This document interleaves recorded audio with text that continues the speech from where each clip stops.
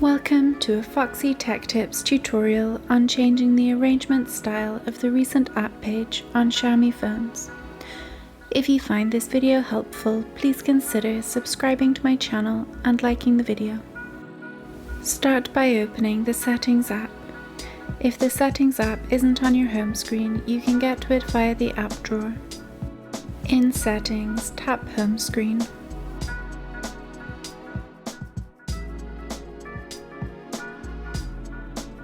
In Home Screen Settings, scroll down a bit to the Recent section and tap Arrange Items in Recents.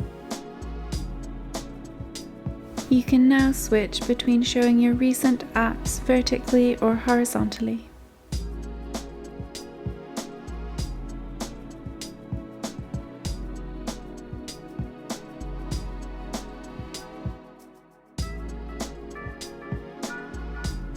And that draws an end to this tutorial.